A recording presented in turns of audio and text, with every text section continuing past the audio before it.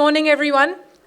It's absolutely lovely to be here amongst the real energy of India, the real DNA of India, which is entrepreneurship. It was even better to hear someone, Mr. Rahul, who was here a few minutes ago, him being the alumni of, here you are, alumni of Hindustan Zinc, Vedanta, and Vedanta really is, a proud company which is all about entrepreneurship, a company that did in 20 years what others took generations to do. So great, nice to meet you, Rahul, and nice to meet everybody here today. Today, as I stand before you, I stand in anticipation for an aspirational India. There is a story of transformation, acceleration, and disruption that we see unfolding before us. A story of India that we have been building together, each and every one of us. India is going through the most unprecedented transformation in human history. We are going through transformation of industries, transformation of infrastructure, but most importantly, transformation of dreams, transformation of emotions, and transformation of belief. Change may be inevitable, but transformation is a choice, and we, 1.4 billion Indians, have made that choice. The story of India's GDP growth is an incredible one. We started at a debt-based economy during our independence, after which it took us 67 years to reach 1 trillion, 8 years to reach the second trillion, and just 5 years after that to reach 3 trillion. This is the pace and scale of progress in our nation. With a GDP growth of more than 7%, India is already more than a $3.5 trillion economy, and according to India's former chief economic advisor, we are on track to be a $55 trillion economy. The transformation we see unfolding in front of us has a critical backbone without which there can be no progress: the earth and the value we have below the surface. Sometimes we forget that every single thing we see above the ground that makes up our modern day life comes from below the ground. From the pen that we use to write to the airplanes that enable us to fly, every single thing is made up of our Earth's natural resources. India's economic growth is going to be highly mineral intensive, basis the development agenda of our government. Be it technology, housing, or any part of the clean energy transition, such as solar panels, wind turbines, or EVs, everything will need a large supply of minerals.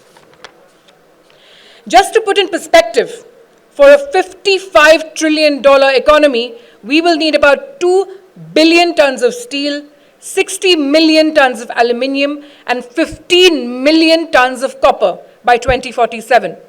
And even if we attain 70% of the numbers, the rise in demand will still be a lot. And to make ourselves truly Atmanirbhar, India should focus on producing these commodities domestically in the most sustainable manner, using our genetic code for innovation. If we compare ourselves with China's growth rate during the past 20 years, India's pace will not be far behind, and we will be more sustainable, efficient, and balanced.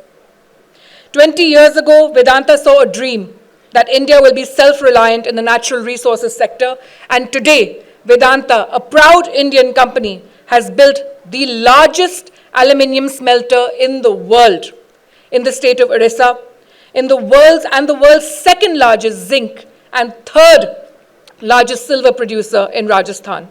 And we account for more than 25% of India's gas and oil energy production.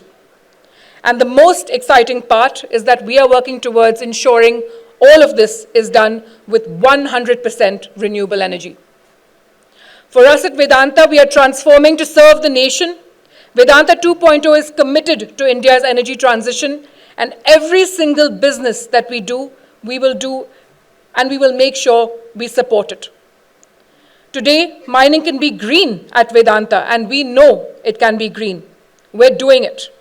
With initiatives such as India's first battery-operated underground vehicles, inclusion of round-the-clock renewable energy, of which we are the largest buyers in the world, not in India. We are the largest buyers of renewable energy in the world, surpassing global giants like Google. We are setting global benchmarks and proving how mining can augment climate action and across the world. As I stand before you here today, it is with great pride that I say that 5 of our businesses are already water positive.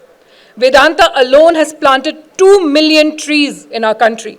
And with all these initiatives and more to go, we are number 3 in the world with our S&P rankings of sustainability, and our subsidiary Hindustan Zinc is the number 1 most sustainable mining company in the world. As per a report by the World Bank for global net zero transition, an estimate of 1.7 trillion in global mining investment is needed. This is a big opportunity for a mineral-rich country like India to attract investments, create jobs, and give an impetus to economic growth. The world has immense trust in us as a nation, in our leadership, our spirit of entrepreneurship, and in our ability to partner with them to deliver with faith and trust.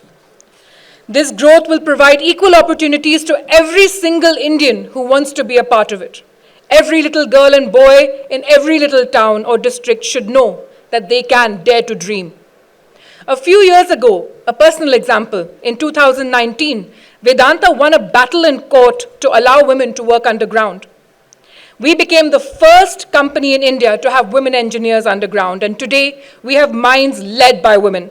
We are home to India's first all-women underground rescue team. We also have the global best policies for the LGBTQ community, and we have a thriving transgender community working with us. As my father, who started his entrepreneurial journey in the 80s, often says, "Sapne dekhoge nahi, to pure kaise honge?" To the youth, I just want to say, keep dreaming, keep innovating, and keep taking forward this journey of progress. We are an ancient civilization, but we are one of the youngest, most vibrant democracies of the world. Let us leverage the plethora of opportunities that India is now home to. I am not only confident, but excited to see this story unfold. Let us build our dream nation together. Thank you.